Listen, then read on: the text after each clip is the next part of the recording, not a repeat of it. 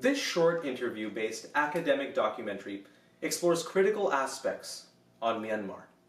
Primarily, it utilizes a diverse set of perspectives on terrorism, before zooming out and offering perspectives on Islam in Myanmar, as well as the Rohingya as they self-identify and the world calls them, or as the northern Rakhine Muslims as others will contend they are. This all before again zooming out to offer perspectives on ethnic struggles in Myanmar. Finally, there is a discussion about solutions to the northern Rakhine crisis. Now, by no means am I claiming this piece is comprehensive, nor am I claiming to be an expert on the topics discussed. Hardly that. For these highly politicized issues, I felt it imperative to better understand viewpoints from the eyes of the key players and experts on the topics. As a viewer, you may like or dislike what some have to say in this documentary, but it's my job as an aspiring academic to listen, and I want you to view this documentary more as the key notes that I would take and remember when listening to these select individuals speak. But, and quite honestly, this piece just scratches the surface of some very deep and critical issues affecting Myanmar that have not only regional, but perhaps global implications. I've paid careful attention to not prime and influence viewers by adding in external media and reports, though there is much of that which I encourage viewers to explore on their own. I'd like to also note that none of the views expressed here reflect my own views, and the views expressed by the individuals in the documentary are of their own, not of the organizations they are affiliated with. I hope that this documentary inspires viewers to further educate themselves about the situation in Myanmar and to form their own conclusions, regardless of whatever views they may form. My job here is to bring the voices of the experts to you directly, period.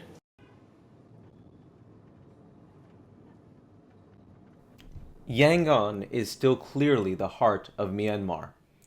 Nestled on the aptly named Tantaman Street is Myanmar's premier think tank, MISIS, the Myanmar Institute of Strategic and International Studies. There, Khin Lynn serves as the second-in-command as Joint Secretary, himself having served 36 years in the Myanmar Foreign Service, achieving director status of Southeast Asia Division of the Political Department. Although we are under the Foreign Ministry, we think and we speak and act independently from there are no restrictions from the government, and we can speak what we think is correct. Terrorism in Myanmar is the first issue that I wanted to learn more about.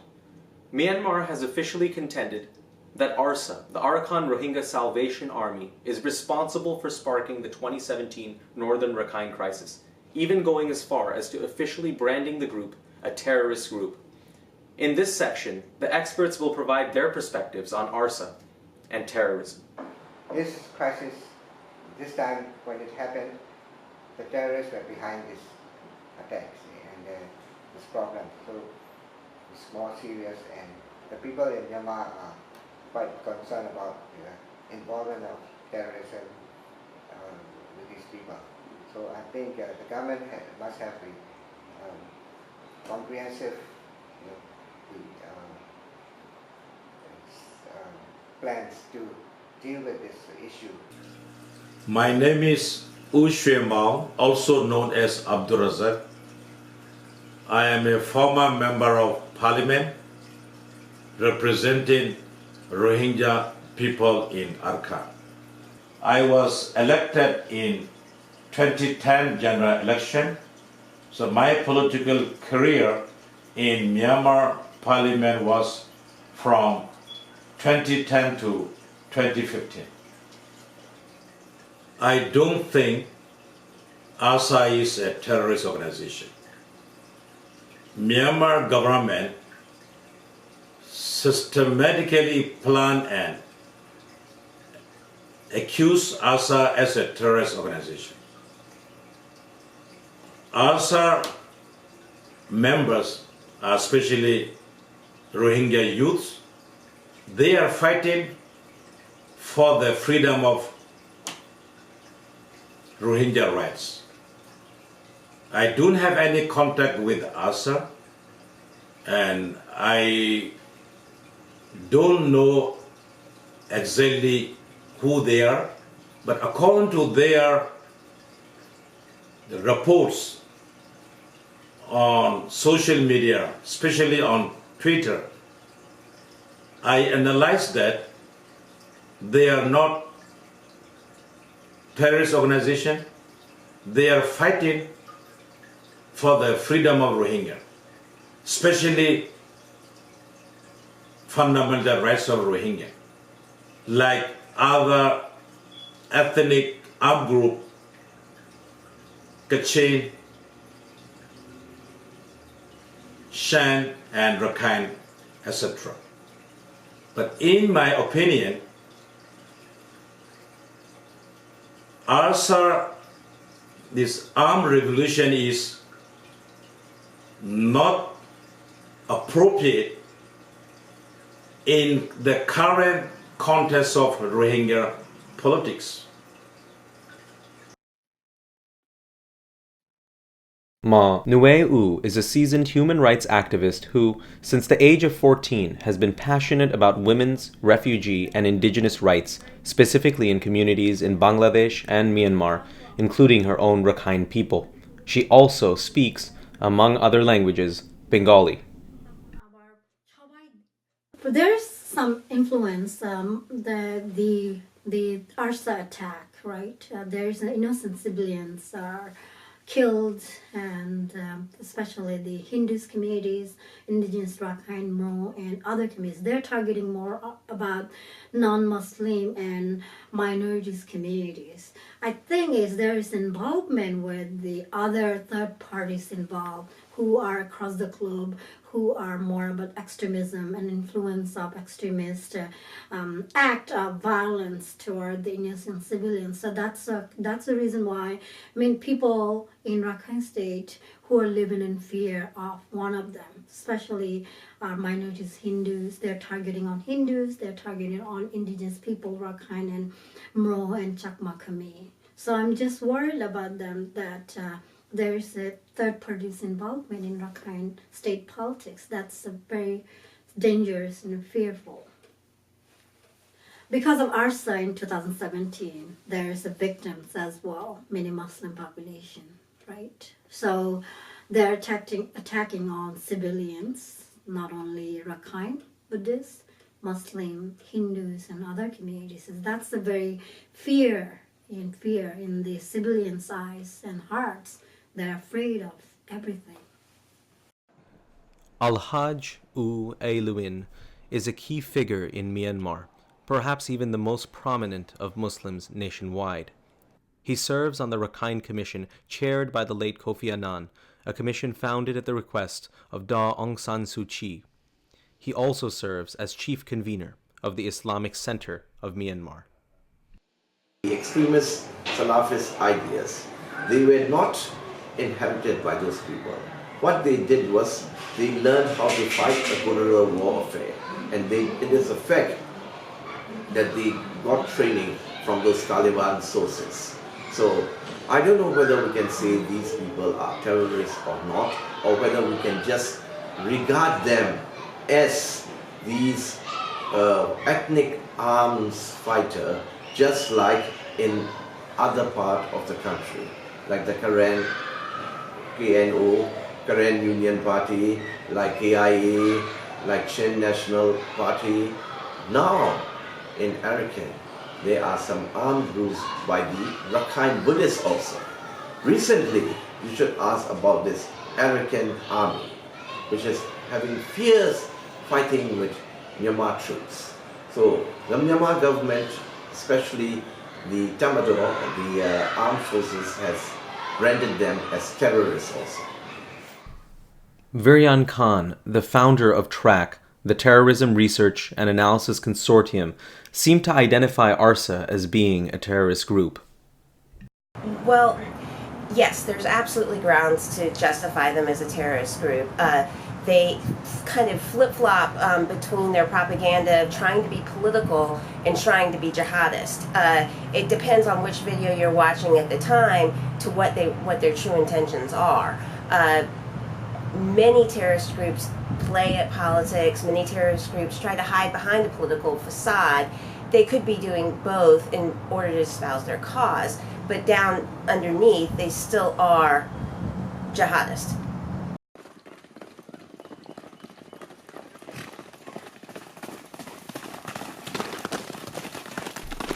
Dave Eubank, a former U.S. Special Forces officer and director of the Free Burma Rangers, has served the ethnic populations of Myanmar for decades.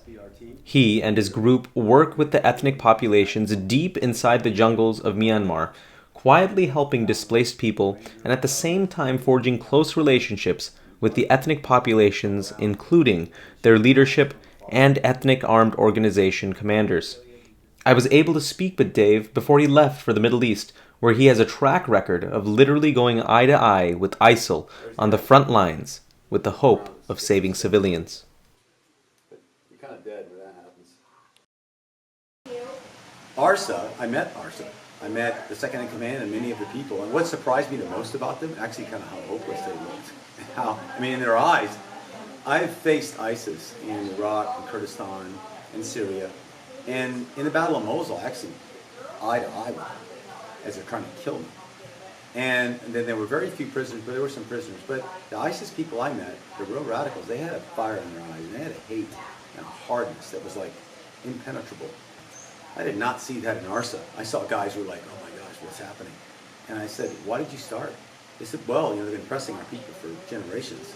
And then back in 2012, 13, 14, attacks against our people, and then it really erupted 2 years ago, where they began to rape, burn our villages, try to drive us out, and we needed to stand against it. We had very few weapons. In fact, right now, we might have 40 to 60 weapons. Most don't work that well. We can't get them. And when we fought against the Burma police and army, sometimes it'd be 4 of us with a weapon and 20 of us with just sticks and rocks and try to surprise them, and we didn't know what else to do. And I saw this almost hopelessness in their eyes. Why doesn't the world care about us? We're not terrorists. We're not attacking their civilians. We're trying to stop the predators, which happen to be the police. The very people who are supposed to protect us attack us and encourage the Buddhist population to attack us. That's not terrorism. That's self-defense. And we're not even good at it. So you know why all these people have been driven into Bangladesh? Because we don't have an army. If we had an army like the Khin did, like the Khin did, we'd have many IDPs, but they wouldn't all be driven, wouldn't be 700,000 of them driven away. The only reason we've had some people lost is because of the overwhelming firepower and aggression of the Burma military and police and the population that they support. So when I look at ARSA, I don't believe they're a terrorist organization. I believe they are fighting for the people's rights. They do actually very little fighting. Now, have terrorist acts happened? I don't know. But I would not be surprised if some have. If you look at an act of terror, every armed force in the world, the Burmese police, the Burmese army, the American police, have all committed acts, individual acts of terrorism, and they usually go to jail for it. The difference here is that the Burma government does not put their people, their military and police in jail for acts of terrorism. And even if ARSA had committed some acts of terrorism, actually I know of none of them, but let's say they have, okay, convict them on those individual cases. But they, as an organization, are trying to stand for the defense of their people. And as they've said themselves, they pretty much failed. They're in, when I met them, they were in Bangladesh. Very few of them were actually back in Burma. It was very difficult for them. I think they're very small, or anyway, whether you like them or hate them, they're tiny. And they don't make a big impact. The onus And the guilt lies on the Burma government, military and police, and the civilians who helped drive the Rohingya out. ARSA is a real terrorist group, and the government of Myanmar is clearly announced it. Colonel U Maung Maung Nayin serves as a member of the Myanmar government's Union-level Joint Ceasefire Monitoring Committee, himself a former senior army officer. Rakhine issue is not related to the religious affairs. It is directly related. It is directly concerned with terrorism, extremist terrorism. It doesn't relate it with the religion. The militant group called ARSA is very definitively a terrorist group. Al-Qaeda, Taliban, ISIL are active with ARSA. Rick Heisman, who frequents military and other thought circles in Myanmar, didn't dilute his perspective. The army, I'm no fan of the Burmese army, as I'm no fan of any army really, but the army did the right thing in Rakhine State in 2017 after the massive attacks, because the army of any country has the duty to protect the people, the citizens of the country who were under immense attack by Islamic terrorists from a group called ARSA, Arakan Rohingya Salvation Army. In the backdrop of the Rohingya crisis, Amnesty International, in a 2018 report, charged that ARSA was, quote, responsible for at least one and potentially a second massacre of up to 99 Hindu women, men, and children. This was a claim that Shwe Maung was quick to discuss. I don't believe ARSA killed any Hindu, because I am also a person from Buthidaung Township. I have a lot of Hindu friends. Hindus and Rohingya have been living peacefully forever. There is never quarrel. One thing I think Amnesty International excluded: Hindus are also persecuted by the Rakhine people. They are a very small group. They are also persecuted all the time. They are discriminated by the Rakhine people all the time because of their religion, Hindu religion, and their face appearance, their color, and women are wearing sari. Rakhine and other Burmese people also call Hindu people in Arakan and Burma as Klan, which is bigotry. So more or less Hindu and Muslim has same suffering. Going beyond just the concept that the Rohingya crisis is insulated in the confines of a discussion on terrorism, and actually looking at what caused this crisis, various perspectives offer insights into the history behind the longer-term Rohingya and Rakhine crises, and the history behind the Rohingya as well as Muslim existence in Myanmar. This crisis in Rakhine has been with us for many years, and it's started with the illegal migration problem, and we had similar exodus in the past, two times in the past, and then also we had this problem between the local residents, Rakhine residents in Rakhine State, and the illegal immigrants from Bangladesh. Some of them have been they came in during the British times, and of course some of them have become Myanmar citizens, and we understand that they are early settlers, so we have no problem with them. But the problem is with the newcomers who have been migrating and they want to claim as the ethnic people of Myanmar, which is not correct. I think the crisis began years ago with the systematic oppression of the Rohingya people, with the legal disenfranchisement, no ID, no identity, no rights. The attacks against Rohingya have gone on for years. There's over 300,000 Rohingya that already fled into Bangladesh over 10 years ago. In 2012, there was great oppression against the Rohingya, and over 100,000 forced into what really amounts to is concentration camps. For Simon Billenness, described by the New York Times as a super specialist in human rights advocacy and now serving as the executive director of the International Campaign for the Rohingya, the narrative runs deeper. The Rohingya have, over the past many years, lived under apartheid-like conditions. They don't have citizenship, they have no civil rights, they are, completely, not even second-class citizens because they're not even citizens. There is an irony.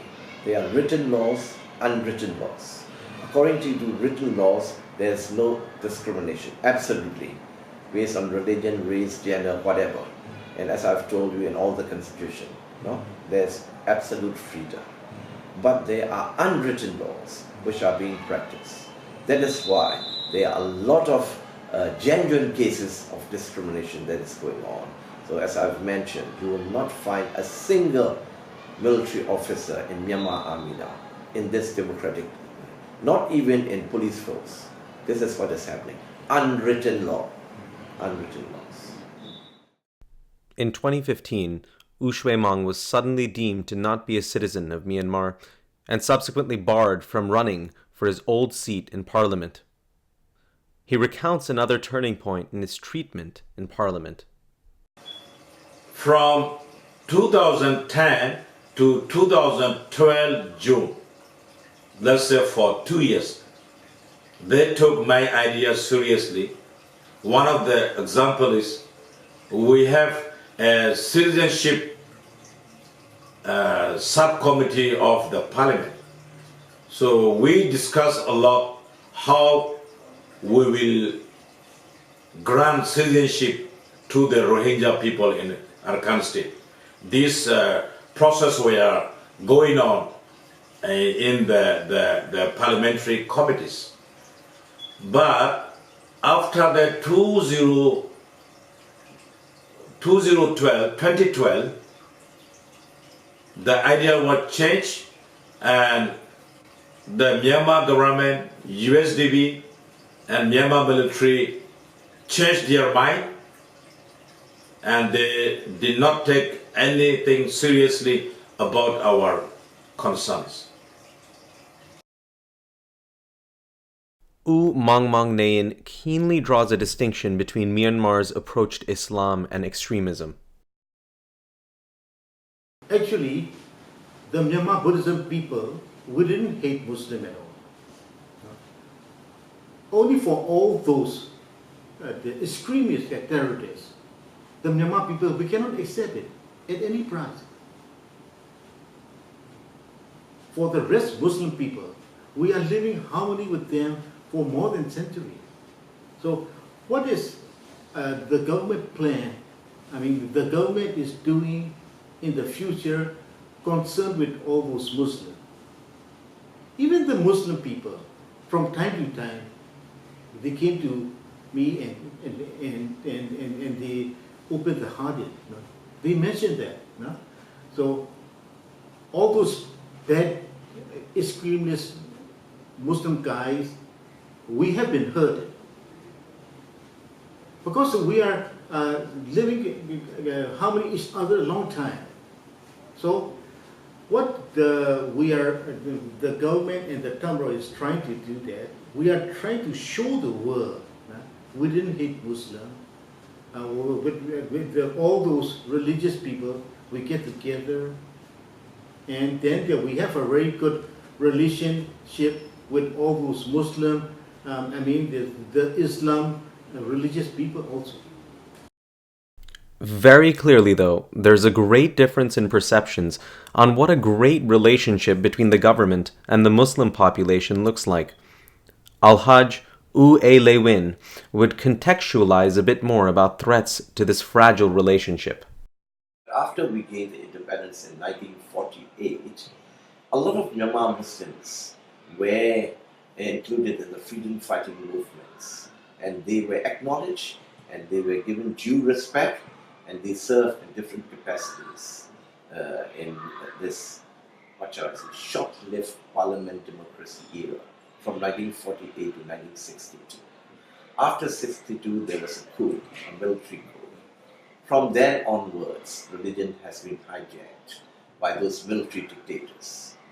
So, to put it in a nutshell, in order to rally support for these military despots, they projected Islam as a danger to Myanmar Buddhist nationalism.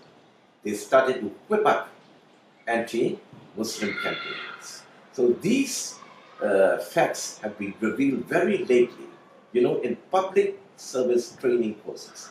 When you join the government service, the junior officers, they need to undergo training courses.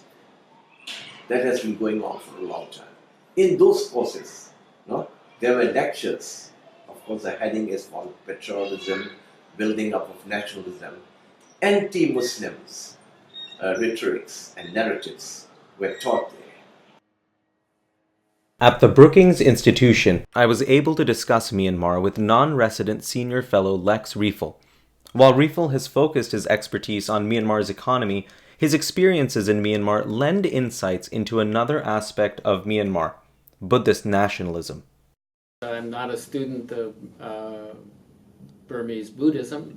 What I have observed from my dozen visits there over the last 10 years, more than a dozen visits, is that there is a nationalist sort of religious sentiment that's very strong in the Buddhist population, in the majority Buddhist population, that is, or I should say they call themselves the Bama Buddhists, as opposed to the Rakhine Buddhists and other Buddhists. But the sentiment is very strong that they are threatened. They have been led to believe that they are threatened by other ethnic minorities, especially Muslim people, and so they have this extreme. They've acted in the sort of extreme ways that are hard for the rest of the world to understand, and it's not going to be easy to change that sentiment. The Burmese army over the years has been exploiting, using, and also stoking pervasive prejudice against the Rohingya and against Muslims in general in Burma. There's a pervasive fear inside Burma, which is completely unfounded, but there's a pervasive fear that somehow the country is going to be taken over by these Muslims. People in Burma will point to Indonesia, which was originally Hindu and now is predominantly Muslim. This is crazy. This is completely unrealistic. Muslims make up, less than 4% of the population of Burma. And so the idea that Muslims are going to take over Burma is ridiculous on its face, but it is a very pervasive fear and prejudice within the Burmese population. Did Rakhine Buddhist extremism spark the Rohingya crisis? I don't agree with the sometimes people leveling us as a Rakhine extremists or Buddhist extremists. When you look at the international communities, more are talking about Rakhine Buddhist extremists, not. Because the Rakhine people are very peaceful people in the world. We do believe is peaceful nation and peaceful state. If we are Rakhine or Buddhist extremists, we are not killing any people, outsider, non-Rakhine people. Instead of when you looked at that, we are not extremist group. in our state, we have the Muslim, have the Hindus, we have the Khmer, Mro, and other indigenous or minorities group. We living together, working together, supporting each other. Even though we are poor nations, we are the poorest nation in the world. We offer our resources to all the minorities people, all the people. We're getting along with the people. I'm not accepting this word is extreme Buddhist. Because when you look at our Buddhist monk, last 2 days ago, the militaries came and searching, asking ID and asking all Rakhine monk has to be reported, and also Burmese militaries look at their IDs. Today is our Buddhist monk as well facing those kind of discriminations, not only innocent civilians. So I would say Rakhine people are not extremists. We are peaceful. We are indigenous people from this land, and we are living together in Hindus, minorities, communities, Khmer, Mro. There is no one will tell us that we are extremists and we violate their rights. We are supporting and living together peacefully, many generations with other groups. But I would like to remind our friends that Myanmar need not be lectured regarding tolerance. As I've told you, since the time of the Myanmar kings, Myanmar people, whichever religion they profess, they have this sense of tolerance. So they celebrate diversity, and of course we fight each other, but never in the name of religion. But this spirit was badly damaged during the military regime's time. In 1962, as I've told you, when the army staged the coup, they need some people to support them. So they have to whip up this national spirit. No? Buddhism is a very peaceful religion, but my goodness, how they have distorted Buddhism, only God knows. So with this Buddhist national pretext, they have created a lot of anti-Muslim sentiments among the people. Returning to the Rohingya, something that struck me during the interviews was the aversion to even the term Rohingya. The emotions and differences in responses were staggering when discussing this ethnic group and even just their mere name. As the Rohingya. No, you don't speak to the so-called Rohingya. We don't like to this name. This name is a very problem because we don't. And I tell you, right now, my age is over 60 years old. I can hear this name only 1 second. We don't know because we have one different ethnics, and I'm living I born in the Arkhine. My native town is Citizenship. Where is the so-called? I don't know. Okay? But you can say to me, Muslim has live in the northern Arkhine, right? I accept, I agree, I totally agree. But not the term Rohingya. Now, according to all these historical records, these people, Bengalis, and there is no ethnic tribe as Rohingya in our country, in our recorded history. And the previous time also, they were not recorded as Rohingyas. They were just recorded as Chittagonians or Bengalis. Well, let me give you some example regarding these ethnic races that are living in the neighboring countries. For example, Kachins, who are regarded as indigenous race of Myanmar. No? You'll find them in China also. You'll find Chins living in India, who are also living in Myanmar as an ethnic race.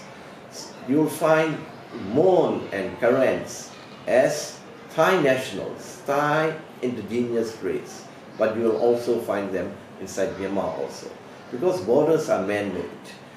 In the case of Rakhine, there are some sub-ethnic races such as Te Daine, Khmer, Myo, Chekmas, no?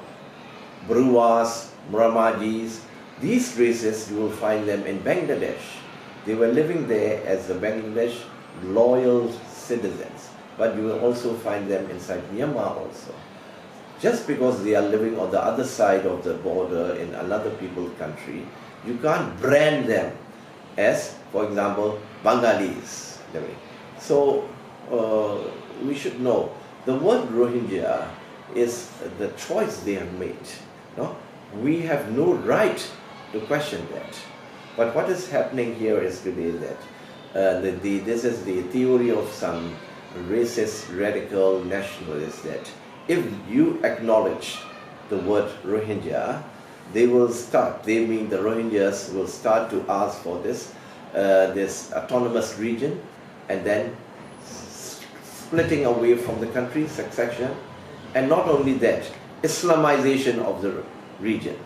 They are stretching their imagination too much, maybe for their own interest also. So what I would like to say is that there are three terms that you need to know very clearly. Citizenship is not synonymous with race or religion, because, for example, there are a lot of American citizens who profess Theravada as a religion, who claim to be Burma as a race, but they have become American citizens. They are loyal citizens, they have to swear allegiance to America. For example, in an unlikely event of war being broke out between the two countries, they have to fight from the side of America. So you can't determine your citizenship through race and religion. So there may be some who belong to other races and other religion, but those who are loyal to the land. That is why sense of belonging is very important. So in order to regard as a citizen, you have to think about their loyalty. That is the definition made by our national leader, Bojo Aung San. Race and religion, they should be considered, but the most important thing is that we belong together. We will fight for our cause together. So thinking alike and sense of belonging is more important in determining the citizenship. There's an argument that says, well, the Rohingya, they don't belong here. Well, I'm not sure how you make that argument, considering many of them are there for 5, 6 generations or more. And I understand that the Rohingya are a generally Muslim population that have a different religion and a different worldview of Buddhist Burmans. They have different societal practices and norms. And so religion, societal differences, cultural differences has made them a more insulated, insular group, which has led to misunderstandings and friction between both groups. And I understand that. Taking a further step back, ethnic conflicts have plagued Myanmar since independence in 1948, and even before, thrusting the nation into a seemingly endless state of internal conflict. To understand the plight of the Rohingya, it seems imperative to gain a better understanding of these ethnic conflicts. Until the conflict with the ethnic minorities in the rest of the country is concluded, I can't imagine that the conflict with the Rohingya will be solved. I mean, it seems to me they have to achieve peace with the larger group of ethnic minorities before they can before they will be in a position to, able to, psychologically, sociologically, politically, be able to address the Rohingya problem constructively. Situation in terms of numbers and quantity of suffering. 750,000 plus 300 plus 1 million people jammed in one place that can't go home. But that is not a new thing. This civil war has been going on in Burma for almost 70 years. Over 1 million people have been displaced internally. Millions more have fled outside. That situation in Rohingya is just an example, and a strong one, of what's been going on in Burma. How can we build a peace in Myanmar with those very complicated when there's a lot of complexity was there, is there any window for peace there? So my answer is yes. Right now in our country, the peace process is not stopping, it's moving, but right now it's become a little bit slow. Why? The reason why is we didn't have such experience. For Tamil, it's no problem.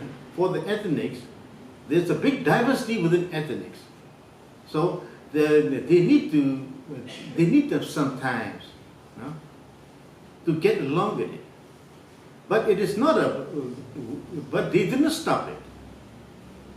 They have to review first, which can be found the common ground between Tamil and ethnics. So it's become a little bit slow, but it didn't stop. But we are we are moving forward. For some instant, we are achieving the confidence between the ethnic group and us. In the past time, we didn't have any chance to meet each other. Right now, even in the ground level, all the commander has a chance to meet and has to sit together, has to eat together, or something like that. So that the confidence building cannot be created in overnight. We need some time, you know, to build up the confidence within each other.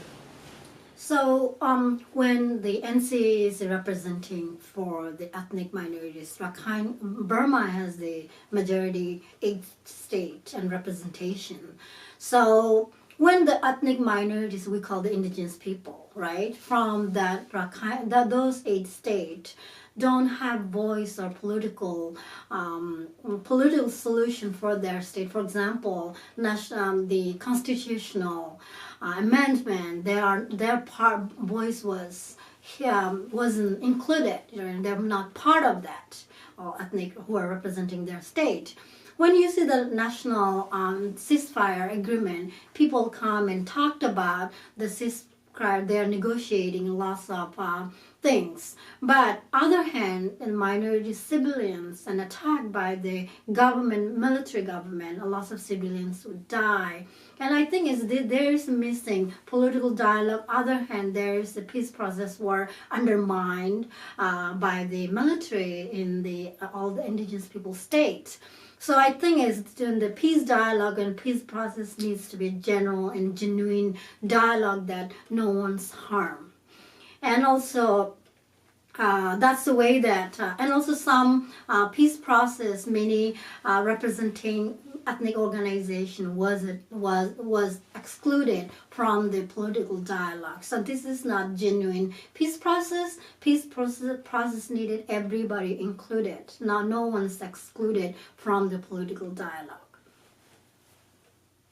Also, I would like to highlight about the NCA's agreement, not just only political agenda, also root cause of the issues with lands and natural resources. So all the ethnic minorities has not just only give up fighting and gun, also have the political or decision over their lands and resources, what they want to be on their resources and their land. So when this kind of dialogue is not on the table, that's not a peace dialogue.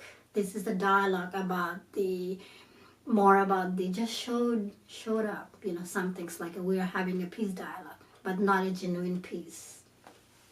There's been less conflict, less fighting, less displacement, less human rights abuses since the ceasefire started. So I believe that is some progress. However, because it feels like these ceasefire talks are matters of the head and these are tactics, not of the heart, like, we need to change together. Because they don't have that element of love in them, they look like a strategy or tactic or a game. How the Burma government, which has not been able to militarily defeat the ethnics, how can they use a ceasefire to defeat them in a different way? That's what it looks like. that's what it feels like to the ethnics. And why does it look and feel that way? One, the Burma government, as far as I know, and in any place I've been with my own eyes, they haven't pulled out one Burma army camp from anywhere they occupied. Every one of those camps in Khin State sits on top of or around land that were farmers used to use and cultivate. Not only can they not stay and cultivate, many of them died when the Burma army came. This is the very first chance for him to meet with the army, the commander, and sit together in the same classroom. I was an instructor, so he told them, let's delete all our hates. Let's get together. This individual you're talking about is the son of the leader of the Karen National Union. You're right. So what I mean is, they also want the peace. A limitation in this project is the absence of some vital ethnic voices. Fragile peace negotiations where key individuals didn't want to speak on camera, perhaps wary of how their responses may affect the peace process, as well as travel restrictions, prevented progress in this area, and in future projects, I hope to remedy lapses in all the limitations I've identified or will identify as best as I'm able to from my end. The question is now about the future of Myanmar, and the experts offer crucial perspectives, each from their own unique viewpoints, on what that future may be.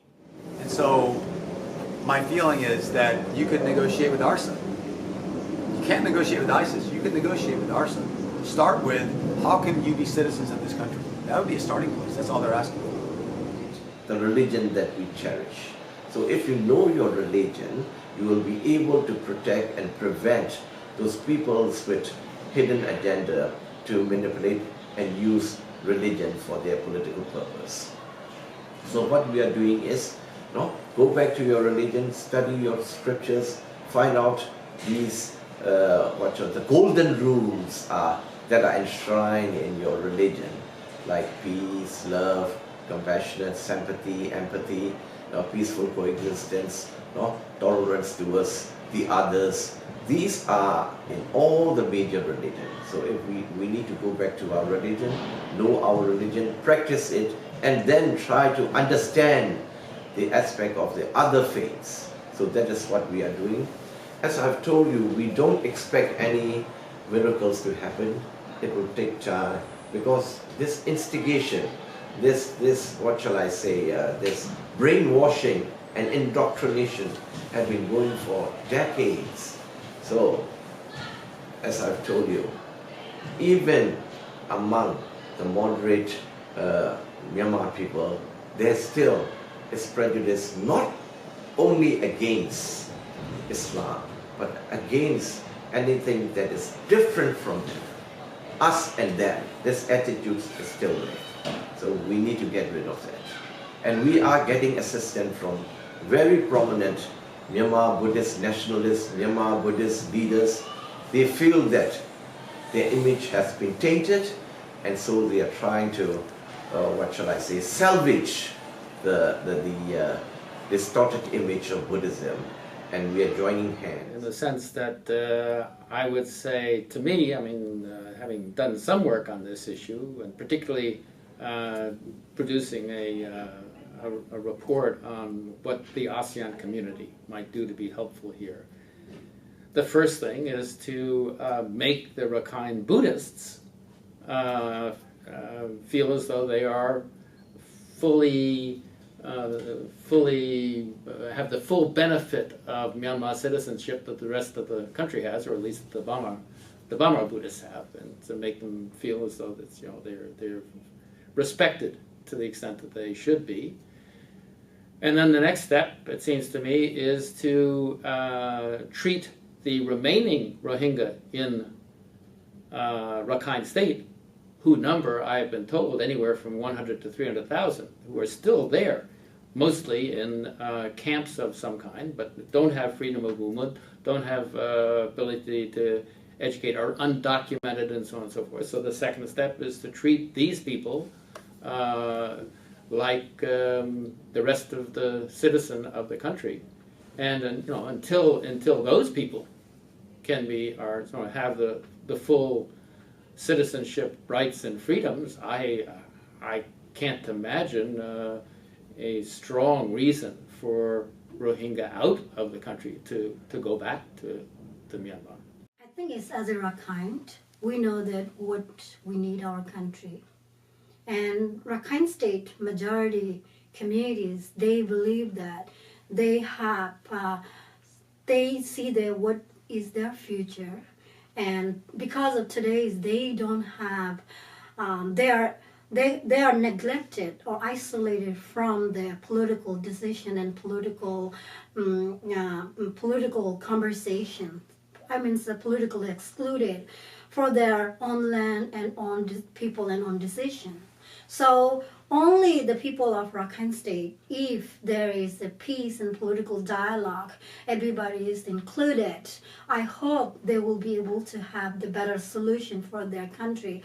Not like international communities or Western communities, what they believe. Because today's Rakhine State is different than geopolitical, it's all different than other European and other countries, Western countries. So they know they're very regional and political, the needs and challenges. I hope if today's Rakhine and other indigenous people has the voice and power for making decision-making power to the land and resources, on political power, I hope there will be peaceful solution one day in Rakhine State. So if the Myanmar government really want repatriation, so first thing they must do is they must build all villages as it was before the Rohingya people fled to the Bangladesh.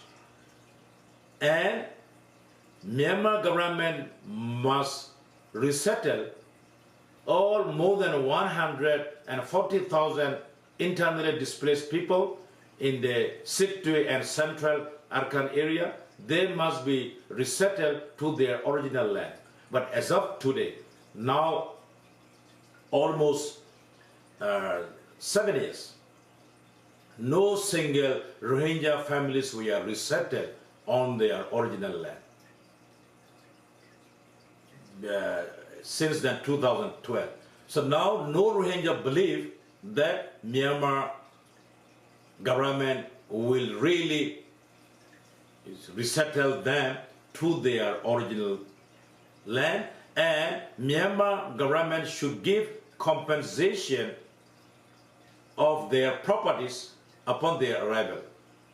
But you say negatively, all of the crops, paddy, cattle were seized and looted by local extreme people, local authority under the guidance of central government. So situation is not for in that situation is no safety and security for the Rohingya people. But I think one thing that we can do in our power, again, as consumers, as investors, is we can put pressure on these companies, in turn to press them to put pressure on governments and make it very clear that, you know, genocide is bad for business. If you commit genocide, you'll lose the investment and trade that you want and need, and that line you simply cannot cross. But what about the political future of the Rohingya and the Rakhine? So I can foresee Muslim representation in Myanmar is so dark, almost impossible. So I must say 2010 general election is the last election for not only Rohingya Muslim but also other Myanmar Muslim population to represent in the parliament and to do politics legally. Our voice was hidden in the, intentionally hidden, especially local and international arena. Some people don't feel like existence of Rakhine people.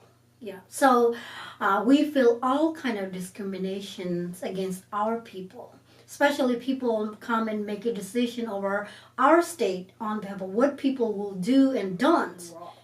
And our people are being living in poverty, living uneducated, not having resources, and for our fears is next generation, the existence of our people that's questioning.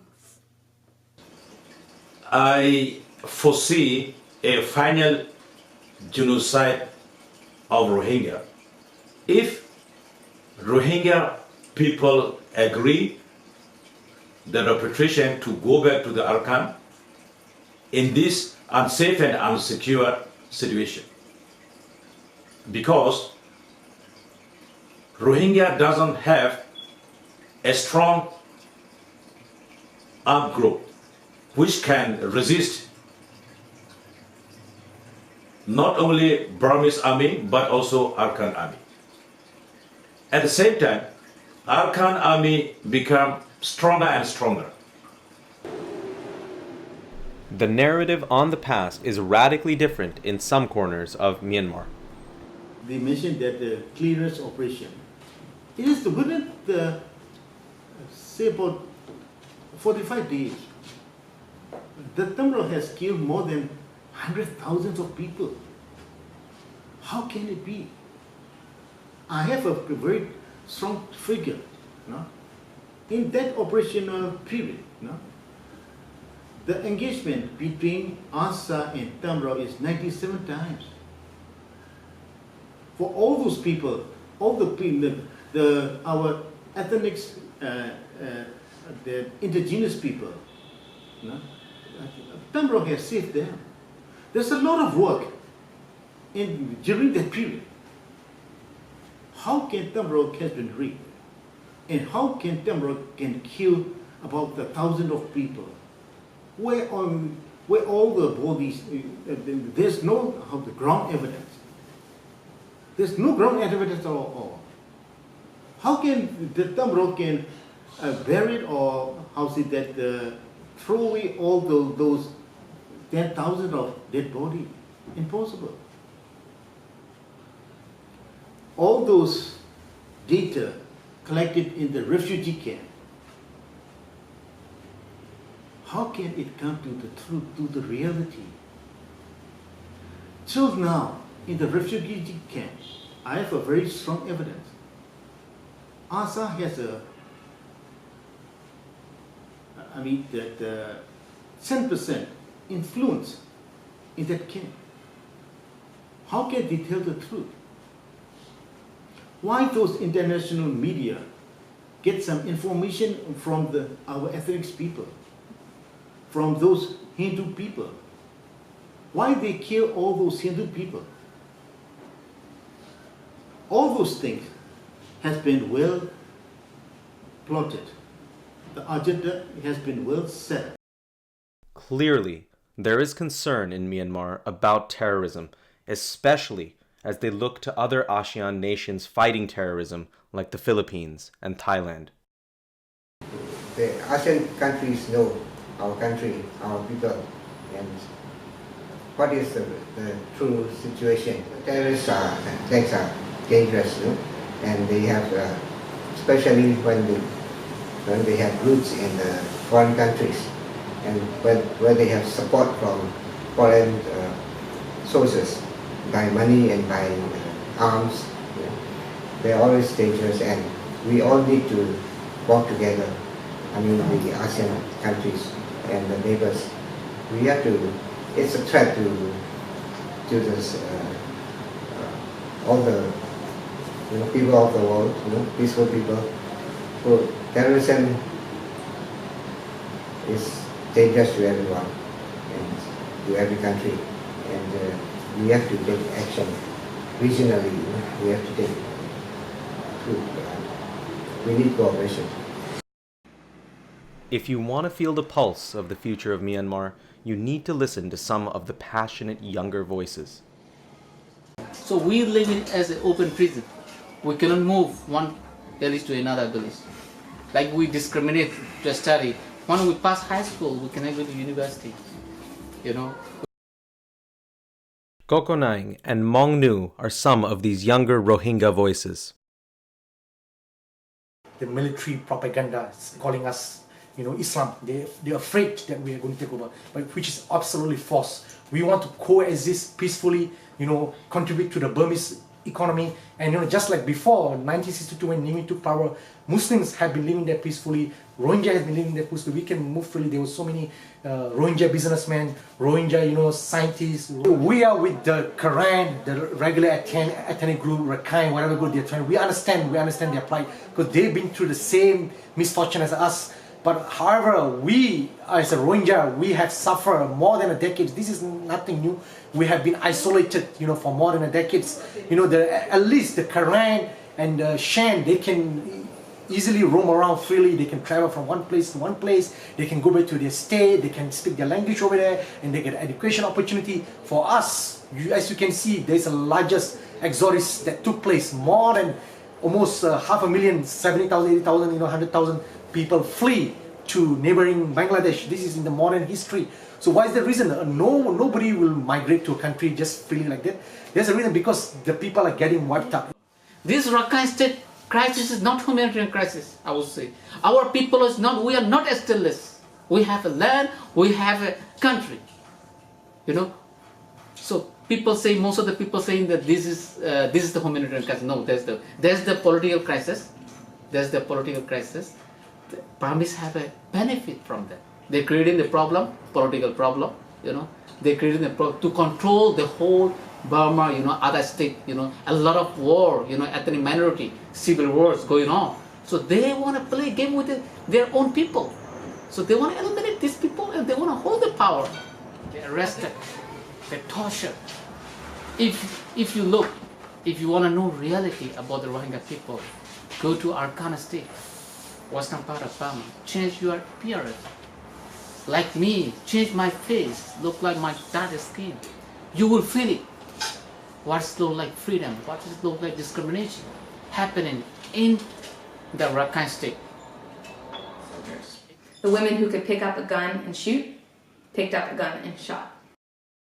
Sarah Morehouse is a graduate in psychology and global studies from the United States and now studies the plight of women in conflict in Myanmar.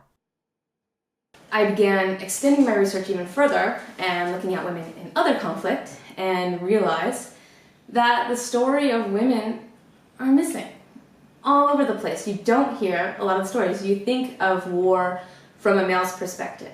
You think of guns, you think of tanks, you think of explosions and firing and soldiers, but you don't realize, where are the women? They're there.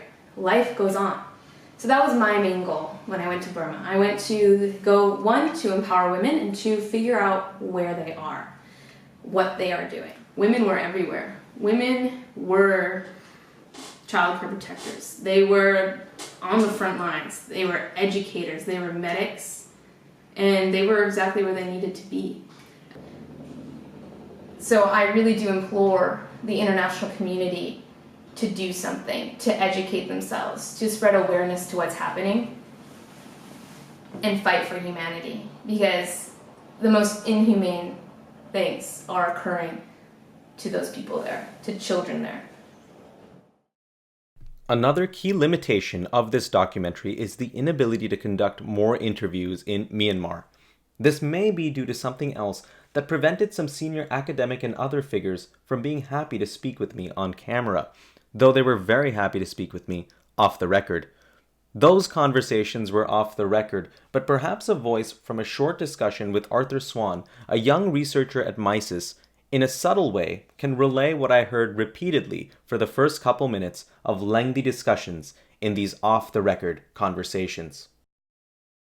I believe that the international narrative at the moment, especially those against Myanmar, have really alienated the Myanmar population from the West, especially the younger generation, because they are really seeing it as hatred towards them without the international community knowing all the facts. But even in some of these clearly cited voices, there are some unexpected gray areas. I tell you, I like to the Muslim population. but not so-called Rohingya. I gave you the announce. First thing, Muslim can go into this other Burma side. Don't close. Government has allowed to their economists, they educated, their job, and anywhere can go. I want to the human right. I will be honest to the human right for Muslim. One of the key limitations of this documentary is the absence of more Rohingya voices, especially those now in Bangladesh, and I needed to identify this limitation. Yet, within the confines of the limited resources I personally utilized for this project, I hope to have covered the discussion in Myanmar and around the world about the Rohingya, the plight of Muslims in Myanmar, terrorism, nationalism, extremism, ethnic conflicts, and the way forward. All through the eyes of the key players and experts. But, without active dialogue between the divergent view holders in any crisis, including this one, will the problem organically subside, or will tensions continue to mount between, among others, communities that need now more than ever to fearlessly voice how they genuinely feel if they ever hope to escape the cycles of fear that they live in?